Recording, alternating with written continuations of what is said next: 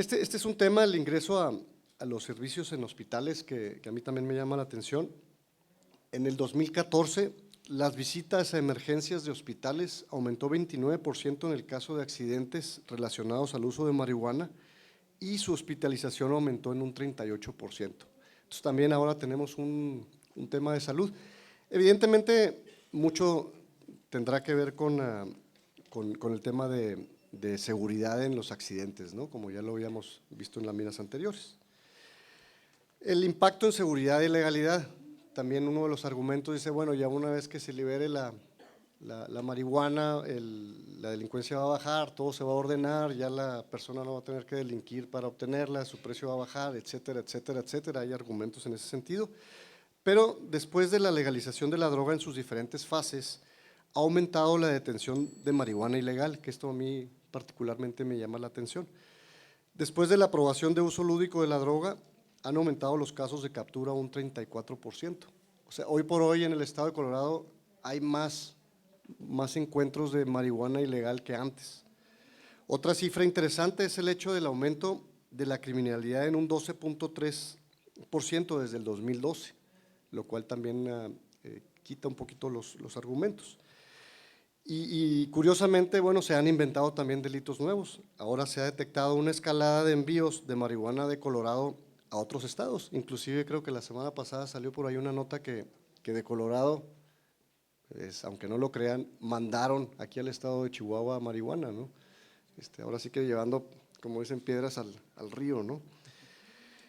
El impacto en seguridad y legalidad, ya fue lo que fuimos. Bueno, ¿por qué son importantes estas cifras? Y ahí sí me adhiero mucho a la plática que me antecedió. Yo he estado estudiando muy de cerca el tema de la violencia vista desde el punto de vista de epidemiología.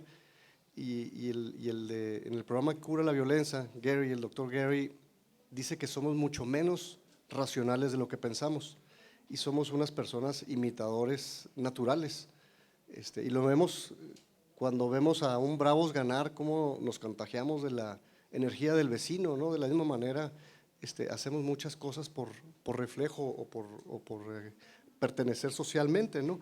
Entonces, estas cifras lo que nos están diciendo es que se debe tener cuidado en los impactos que puede tener el hacer más disponible la marihuana a los menores, ¿no? Sobre todo, a mí me preocupa mucho en ese sentido.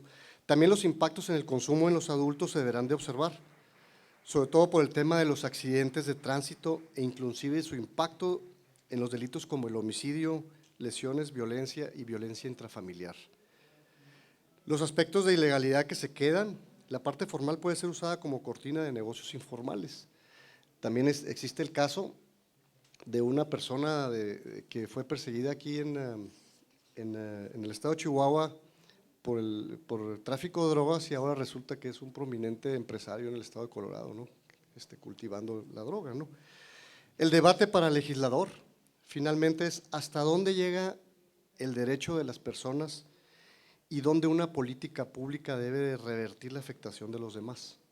O sea, dónde el derecho de la comunidad vale más que el derecho de las personas o viceversa, ¿no? Y ese es un tema que la verdad que yo sí me siento incapacitado para responder, más sin embargo es una pregunta que debe prevalecer. O sea, ¿yo qué culpa tengo de una política pública que finalmente me involucra en un accidente que yo jamás pensé estar involucrado en, ¿verdad?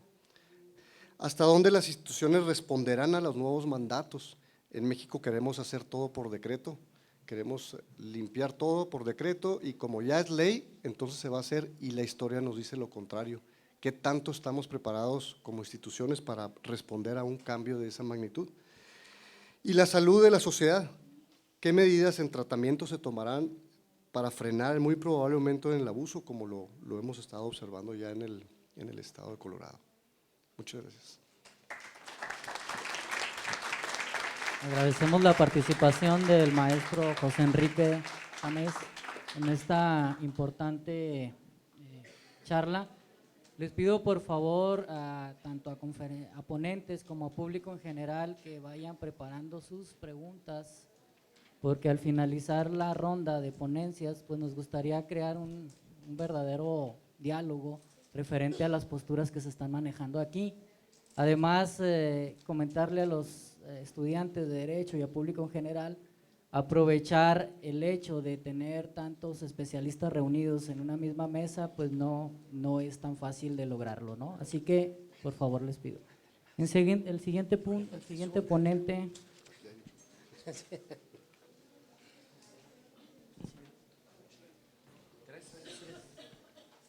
Es el maestro Jorge Hernández Tinajero.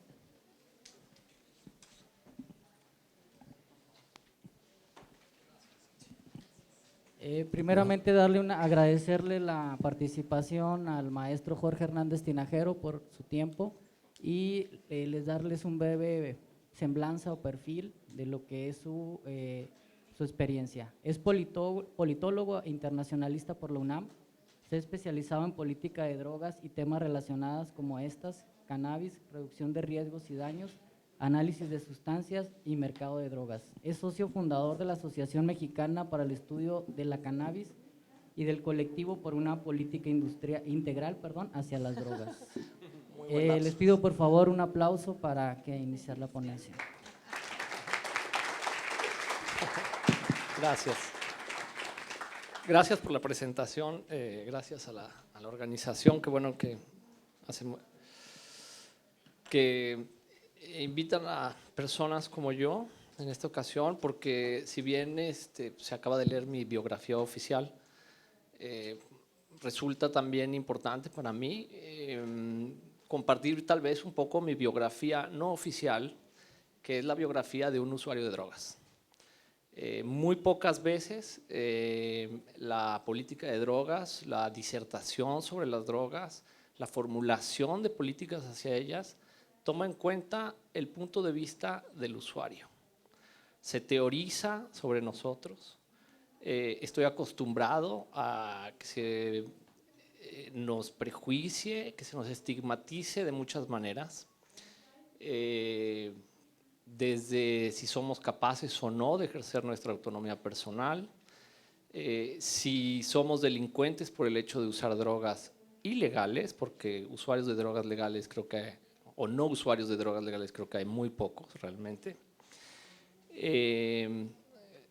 Por ejemplo, nos ponen en situaciones imposibles. Por ejemplo, si no he consumido drogas, estoy buscando desesperadamente cómo conseguirle, soy capaz de matar y de asaltar, pero además si ya consumí, entonces ahora estoy bajo el influjo y soy un peligro social.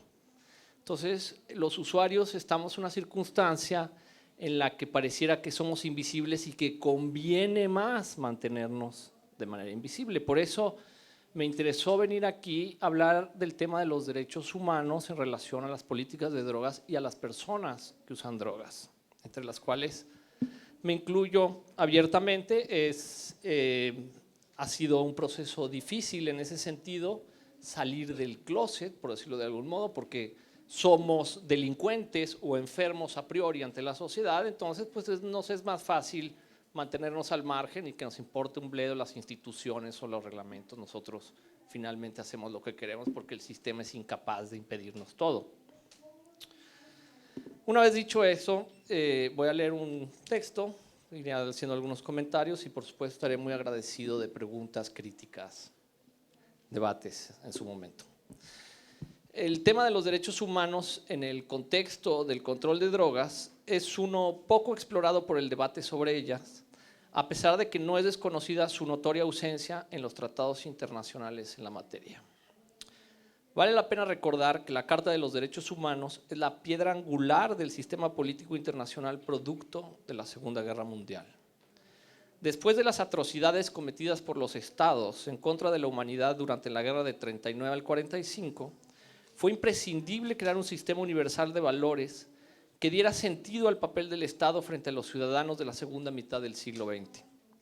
De esta catástrofe surgió la noción de que el Estado no puede disponer libremente de sus ciudadanos y que incluso aquellos que infringen la ley tenemos garantías individuales que básicamente permiten defenderse de la arbitrariedad del poder institucionalizado. De estas nociones se deriva el resto de disposiciones internacionales y todos los estados signatarios de la ONU deben aceptar sin reservas el cumplimiento de todas las disposiciones de los derechos humanos. Pero curioso o perversamente, más bien, el Orden Internacional de Control de Drogas, creado a partir de la Convención Única de 1961, seguida por el Protocolo de 1971 y culminado con la Convención del 88, ha brillado por la ausencia de los derechos humanos en su normativa operativa general. De hecho, la única mención explícita a los derechos humanos se encuentra en el Tratado del 88, en el que se hace una breve referencia a los derechos de los pueblos originales frente a sus tradiciones ancestrales con el uso de ciertas drogas. Para entender por qué los tratados de drogas han evitado, por norma general, adoptar de manera completa y sin ambajes todas las disposiciones de derechos humanos, es necesario revisar la historia de tales acuerdos internacionales, cosa que no es materia de estas palabras y este espacio. Pero basta decir que estos fueron creados bajo premisas poco o nada científicas, por no decir racistas, en las que pareciera ser que cuando se trata de drogas, más vale la pena hacerse de la vista gorda con algunas disposiciones incómodas para la operación del sistema, que adoptar políticas consecuentes con los derechos esenciales de todos los seres humanos. Bajo esta óptica, pensemos si no, en un caso concreto como el nuestro, en algo que la policía hace de forma rutinaria y sin mayor objeción de la sociedad. Yo mismo lo he sufrido. Las revisiones de rutina que se llevan a cabo por la sola sospecha de que alguien posiblemente se encuentre en posesión de drogas. ¿A qué se debe esto? ¿Por qué lo aceptamos sin chistar? Nuestra Constitución dice claramente que nadie puede ser molestado en persona o posesiones sin orden judicial expresa, una garantía individual cuya importancia es difícil de negar en las disposiciones democráticas de nuestra Carta Magna. Sin embargo, en los ordenamientos internacionales con respecto a las drogas, los derechos humanos son un invitado incómodo y muy poco bienvenido. No es infrecuente, por ejemplo, que los informes y reportes anuales sobre el estado del control de drogas omiten condenar a los estados que ejecutan a personas relacionadas con ellas, lo que sucede en algunos países aun cuando los delitos cometidos no son violentos ni afectan a terceros. Pareciera ser de esta manera que cuando se trata de drogas, los derechos humanos, si no son letra muerta, lo parecen. Y es por ello que a fines del año pasado, la Suprema Corte de Justicia de la Nación, actuando en consecuencia con las disposiciones de derechos humanos, determinó que el Estado tiene límites con respecto a la autonomía del individuo, la sepamos usar o no. Y en el caso concreto que nos ocupa, el de la marihuana, estipuló que la prohibición absoluta de la planta era un acto excesivo del Estado frente a la autonomía individual de las personas. Y he aquí que por primera vez en nuestro país existe un ordenamiento claro que determina qué es primero y qué es después. De este modo, se podrá debatir si la marihuana es buena o mala, si tiene potencial terapéutico o no, si es muy dañina para la salud o en realidad es inocua en comparación a muchas otras drogas, no necesariamente ilegales, que consumimos cotidianamente como sociedad. Pero el punto de debate ya no se encuentra ahí. Desde luego, es muy respetable que alguien piense que no se debe consumir marihuana, sea esta legal o no. El punto ahora, sin embargo, es cómo el Estado puede tutelar un derecho que solo recientemente ha sido reconocido como tal, no si es conveniente o no. Por eso vale la pena recordar también cuál es la ética que nuestra sociedad debe observar con respecto a la evolución que forzosamente tenemos que observar con respecto a la marihuana. ¿Debe el Estado continuar con una política que criminaliza todo acto personal con la marihuana? No. Y si no es así, como ya lo estipuló la Corte, ¿qué ordenamientos debemos seguir? Los criterios están claros. Todos tenemos derecho, incluso si usamos marihuana u otras drogas. Esto es algo que, por cierto, platicando hace rato, una parte de mi trayectoria ha sido incluir a la comunidad de derechos humanos en este debate, porque si ustedes se fijan en los discursos de los derechos humanos, están siempre las poblaciones vulnerables, las mujeres, los menores de edad, la gente en situación de calle, la población de orientación sexual distinta a la heterosexual, y los usuarios de drogas jamás hemos sido mencionados ahí. Somos unos olvidados de esos derechos. ¿Cuáles son los límites de este derecho tratándose de nuestra circunstancia? El no afectar a terceros, el no incluir a menores de edad y el no proveerse mediante mecanismos de mercado abierto. Nada más, pero nada menos. Yo quiero organizar clubes de cultivo en este país, sin fines de lucro. No quiero ser un empresario como la Philip Morris, ni crear un monopolio para sustituir al tabaco. Quiero simplemente un acceso seguro y legal para mis decisiones, sean estas racionales o no. Es importante señalar también que este derecho, como ha sido anotado, no es irrestricto e interesa especialmente a la ética de los usuarios. Estos deben observar las reglas impuestas por un Estado neutral con respecto a sus decisiones, pero deben entender que estas pueden afectar a terceros y que por lo tanto deben ser responsables de sus propias decisiones. Algo que ha sucedido en la política de drogas es que a los usuarios pareciera ser que por el hecho de usar no tenemos capacidad de decisión sobre nosotros mismos. Esto es algo que es importante señalar. Esta nueva circunstancia, vale la pena decirlo, restituye a los usuarios el carácter de personas de plenos derechos y por primera vez se admite formalmente su inclusión en el debate sobre la marihuana, algo que había sido olvidado incluso por los especialistas y las comisiones de derechos humanos del país, en cuyo discurso se enumeran invariablemente una serie de poblaciones, pero jamás a los usuarios. México está ante una oportunidad histórica para corregir lo que la Corte ya admitió en su sentencia, que los derechos humanos de las personas que usan drogas han sido vulnerados por décadas y que llegó la hora de integrarlos plenamente a nuestra sociedad. Los usuarios de marihuana en general son mucho menos problemáticos para sí mismos y para los demás que los usuarios de alcohol y otras drogas. Llegó la hora de reconocer su existencia, sus derechos y su autonomía personal. Desde luego, nada nos exime de cumplir con todas nuestras obligaciones cívicas, pero somos los usuarios los que hemos sido apartados y marginados de la sociedad, no sus enemigos.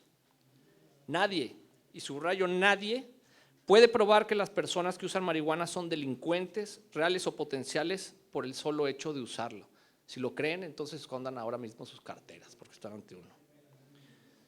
Llegó el momento de remover por completo aquellas figuras jurídicas que nos hacen aparecer como delincuentes por el solo hecho de elegir, con conciencia y responsabilidad, un consumo que en todo caso solo nos compete a nosotros.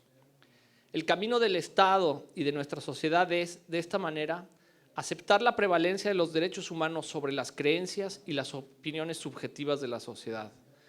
No se trata de que todos adoptemos un estilo de vida, sino que respetemos el de los otros. Ese es nuestro verdadero reto y es uno altamente positivo. Si logramos ponernos de acuerdo en ello, estoy seguro que aun cuando se trate de los derechos de una minoría, respetarlos traerá beneficios a toda nuestra sociedad. Además, no hay otro camino. Muchas gracias.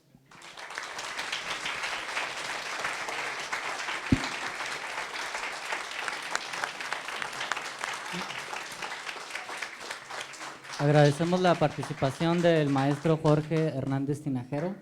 Un punto de vista interesante. Siguiendo el orden, seguiría el maestro Antonio Masitelli. Primeramente, si me permiten, nomás hacer una breve semblanza del maestro Hernández, del maestro Masitelli. Tiene una semblanza muy amplia por su gran trayectoria, entonces vamos a tratar de hacer un breve resumen. Está a cargo de la Oficina de las Naciones Unidas contra la Droga y Delito en México desde octubre del 2012. Desde 1990 se incorporó al Secretariado de la Junta de Fiscalización de Estupefacientes de las Naciones Unidas en Viena.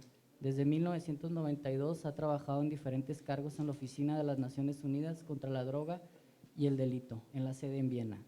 En 1996 fue encargado de abrir la oficina de la UNO en la República Islámica de Irán, donde asumió el cargo de representante hasta diciembre de 2002. Entre 2003 y 2009 fue responsable de la oficina de la UNOC para África Central y Occidental en Dakar, Senegal, con un mandato imperativo sobre 25 países de las dos regiones. Ha publicado diversos artículos relacionados con las drogas y el crimen organizado en diversos países y ha realizado diferentes conferencias en las mismas latitudes. Les pido por favor un aplauso para recibir al maestro Antonio Masitelli. Muchísimas gracias. Y gracias también de la paciencia a escuchar este largo currículum. Hablar después de Jorge no es fácil. Y seguramente no es fácil porque Jorge justamente ha llevado el acento y el enfoque sobre uno de los temas que seguramente, ojalá, todos estos debates podrán solucionar. Eso es cómo podemos de verdad dar respuestas que sean concluyentes, que sean democráticas, que sean progresista a uno de los problemas que nuestras sociedades viven hoy en día, que es el problema del uso y del abuso de las drogas. Eso es, ustedes son jóvenes, estoy seguro que ustedes, como yo cuando era joven y estaba en la universidad, han tenido, si no contactos directos, cuanto menos indirectos con la droga, con el uso de la droga, con el consumo de las drogas. Yo puedo decir a Jorge que si él tuve su trayectoria de consumidor, yo tuve también contactos indirectos con las drogas. Tuve compañeros de universidad que murieron por consumo de droga, otros que terminaron en las cárceles. Entonces, teniendo hijos, sé que lo que Jorge estaba mencionando es algo que pasa a diario, es que un Estado que quiere ser un Estado de derecho tiene que solucionar, tiene que hacer frente con respuestas que sean respuestas concluyentes, democráticas y progresistas. Y fundamentadas en los principios de nuestras sociedades, de los sistemas complejos de que hablaba ante el maestro Cáceres. Respuestas inteligentes que puedan brindar a todos una respuesta. Y en ese sentido trataré también de desarrollar algunos de los puntos que ha mencionado Jorge, tratando pero de enfocarme sobre todo en algunos elementos. Eso es un debate sobre marihuana. La única cosa que diría a Jorge, que bueno tu discurso, pero no había la marihuana ya, había las drogas en general. Y aquí tenemos que hablar de algo mucho más concretos y desafortunadamente mucho más peligrosos, que es la legalización o la regulación de un producto a través, muy probablemente, algo que va a ser un esquema comercial. Porque si queremos o no queremos, esto es lo que las industrias de las drogas lícitas nos están mostrando. Eso es, no existen drogas que no sean explotadas desde el punto de vista comercial. El alcohol se vende y es manejado, producido por grandes empresas. El tabaco, lo mismo. Todos los productos adictivos tienen detrás industrias que empujan al consumo. Entonces allá tenemos que ponernos un problema acerca de la marihuana, queremos o no queremos, este tipo de problemática en nuestras sociedades, que llegará tarde o temprano. Y segundo, el hecho que tenemos que enfrentarlo con una postura ética. ¿Qué quiere decir una postura ética? Lo que es bueno y lo que es malo, pero lo que es bueno y lo que es malo no para el individuo individual, para la persona individual, sino para la sociedad. El maestro Cáceres nos hablaba de sistemas complejos. Nuestras sociedades son sistemas complejos. Y cómo los filósofos han discutido acerca de la ética y cómo podemos diferenciar entre ética individual y ética colectiva, de la misma manera tenemos que mirar a esta problemática con una postura y una visión de derecho. Y las leyes son hechas para regular las relaciones entre pares adentro de los sistemas complejos. La ética individual es diferente de la ética colectiva. Lo que es bueno para un individuo no es necesariamente bueno para todos. Y en materia de derechos sabemos muy bien que no existen derechos y libertades absolutas. El mismo derecho a la vida es relativo. La legítima defensa te permite matar a alguien para defender tu vida misma. Entonces hay sistemas de equilibrios que tenemos que tener cuando hablamos desde el punto de vista ético y desde el punto de vista de derecho también de un tema como es el uso y el consumo de drogas y en particular de una droga. Retomo algunos de los temas de Jorge. El marco convencional, porque cuando hablamos de derechos, yo necesariamente como Naciones Unidas tengo que hacer referencia a lo que son los marcos jurídicos dentro de los cuales operamos. Y a nivel internacional, tanto en materia de drogas, como ha mencionado Jorge, como en materia de derechos humanos, hay unos marcos. En materia de droga hay el sistema convencional no de prohibición, sino de fiscalización de drogas. Y aquí no sé si ustedes estaban presentes a la inauguración, el señor secretario de Gobernación habló de convenciones internacionales prohibicionistas. Lo siento mucho corregir el señor secretario, pero las convenciones internacionales no son prohibicionistas. Las convenciones fiscalizan el uso de algunos productos. Después son los estados que interpretan las convenciones y atribuyen marcos más o menos restrictivos en relación a esos productos. Las convenciones son las drogas son fiscalizadas porque son peligrosas, porque generan un daño a la salud y por esto tienen que ser no prohibidas, fiscalizadas. La morfina se produce, se distribuye y yo personalmente me estoy involucrando junto con Jorge para que se consume más morfina, porque la morfina tiene un uso necesario en el tratamiento del dolor. Y como están muchísimos otros productos que se producen lícitamente, se comercializan y se usan lícitamente. Lo que las convenciones piden a los estados de prohibir es el uso a fines recreativos. Esto sobre la base de una consideración en relación a los derechos. De un lado, el derecho a la salud, el derecho a la seguridad.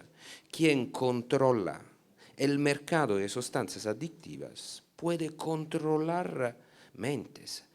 Las drogas se hablan de hacer esclavo el ser humano, quizá no la marihuana, probablemente la marihuana, aún si recientes estudios parecen indicar que la marihuana tiene una capacidad adictiva mucho más alta del mismo alcohol o de los cigarrillos. Pero quien controla la oferta de un producto adictivo seguramente puede también controlar conciencias, personas. Entonces, las drogas son fiscalizadas porque son peligrosas. Y del otro lado tenemos el marco, la Carta Universal de los Derechos Humanos, que enlista toda una serie de derechos, un largo listado de derechos, que abarcan derechos que van del derecho a la paz, a la seguridad, a la egalidad, al trabajo, al mismo derecho a la salud. Y justamente en esa perspectiva trataré de buscar la que son las coincidencias entre el marco de fiscalización de drogas y las cartas de derechos humanos. Primero, el derecho a la salud. Los dos marcos se enfocan, los dos marcos prevén el marco droga, el marco de fiscalización de droga, como también la Carta de los Derechos Humanos, el enfoque sobre la salud. Eso es promover y proteger la salud de todos, removiendo también los riesgos que determinados productos, circunstancias, situaciones pueden llevar a la salud tanto individual como a la salud colectiva de muchas personas.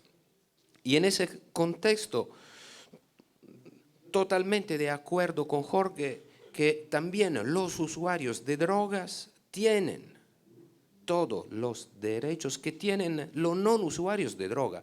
No se puede hacer ningún tipo de discriminación. Y allá sí, allá hasta ahora, en la gran mayoría de los estados del mundo, los usuarios de drogas, sobre todo los usuarios de drogas con problemas, han encontrado enormes dificultades haber reconocido su derecho a la salud. Y cuando hablo de derecho a la salud, hablo también de tener acceso a las sustancias de su dependencia. Como Naciones Unidas estamos totalmente de acuerdo para la implementación de estrategias de reducción de daño que prevén la suministración de drogas a quien no puede vivir una vida digna sin droga. Las convenciones permiten, por ejemplo, en Gran Bretaña, la suministración de la heroína a consumidores de heroína. Esto para preservar la salud de los usuarios de heroína. Y frente a la imposibilidad de encontrar otra solución a los problemas de salud que tiene este usuario. Entonces, no discriminación, acceso para todos a la salud, usuarios como no usuarios. Segundo, el acceso a la justicia. En ambas convenciones ven en el individuo la persona a defender en frente de las leyes. Y en ese sentido, ambas convenciones, y allá, lo siento, no estoy de acuerdo, Jorge, las convenciones hablan muy abiertamente, muy directamente, de la necesidad de una proporcionalidad en la implementación de las medidas punitivas en contra de quien está violando las reglas, las leyes internas en materia de drogas. Proporcionalidad quiere decir que las penas para quien está cometiendo un delito relacionado a droga tiene que ser proporcional, tiene que ser limitado. Y por último, la autodeterminación. También las convenciones de drogas prevén abiertamente que el uso de drogas sea permitido cuando es relacionado a la cultura de un determinado pueblo, de una determinada civilizaciones. Hace poco el gobierno de Jamaica ha autorizado, por ejemplo, el cultivo y el uso de la marihuana para la población y la religión de los Rastafari. Lo mismo para muchas tribus indianas de Norteamérica con el uso del peyote. O en Bolivia recientemente el cultivo y el uso de la hoja de coca. Entonces, sí a la autodeterminación, pero, y diferentemente de lo que dice la sentencia de la Corte, cuando introducida adentro de un contexto colectivo y no individual. Termino hablando justamente de la sentencia de la Corte. Yo diría que más allá de la promoción de los derechos humanos, desde el punto de vista de las Naciones Unidas, todo lo que va en dirección de la promoción de los derechos humanos, en particular en un país de nueva democracia como es México, nueva democracia en el sentido que la democracia real se está construyendo en este país, es muy bienvenido. Pero la sentencia de la Corte